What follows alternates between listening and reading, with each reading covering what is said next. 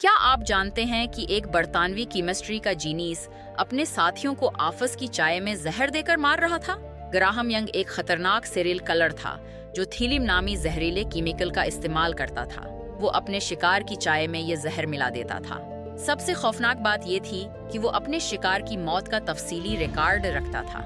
वो डायरी में लिखता था कि किस तरह इसके शिकार में अलामात जाहिर होती हैं और वो आहिस्ता आहिस्ता मरते हैं। इसका साइंसी इल्म उसे कामिल कत्ल करने में मदद करता था।